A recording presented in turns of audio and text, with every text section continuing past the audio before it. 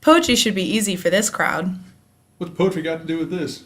Poetry? Well, because if you can read poetry, you can read just about anything. And when you're ready for poetry, you're ready for the bear. Learning poetry is a critical concept in the high school English classroom, and while it is oftentimes a struggle for students to grasp, it can also be a very enjoyable experience by way of creativity. This particular unit is set up as an introduction to poetry in which we would like to inform students about the power of poetry through what it means to readers on a personal level. I love this poem, I Pray For, because of its ability to reach out to a diverse audience. The best part, though, is that it is written by a high school student just like you.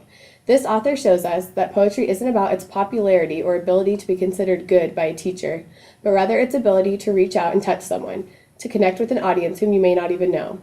Poetry has the ability to touch other people no matter the age, gender, or experience of the poet. Poetry can be fun and silly. For example, Me Who and Exactly What by Shel Silverstein is a funny play on words that tells the reader a short story. It also implements an image to help the reader understand what is happening in the poem. Poetry often incorporates or plays off of art, and this is a very simple example. The most important reason why I like poetry, however, is because of the way it brings people together for a shared experience.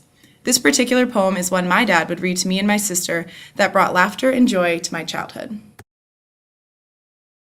Poetry can be one of the most personal forms of writing. One of the great appeals of poetry is how it can speak in different ways to different people.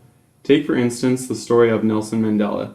He was a political prisoner in South Africa for 27 years before he was released and later became the first South African president in the nation's first democratic election. While in prison, Mandela would often read the poem Invictus by William Ernest Henley. It is easy to see how this particular poem spoke to him, dealing with overcoming adversity in the fell clutch of circumstance, as is quoted from Invictus. This poem appeals to me because of the personal power that this short piece possesses in a story of history and triumph. Poetry is a kind of freedom of sorts. We're expressive creatures and have to get our emotions out somehow. I suck at talking to people, ask anybody that knows me. I mumble and like with the best of them. But you give me a pen and a piece of paper and I can say anything. I've asked girls to dances, apologized to friends, and entertained some pals on a Friday night, all without saying a word. So why do I do poetry? Because I'm a human being, and I've got things to say. This is what poetry means to us. What does it mean to you?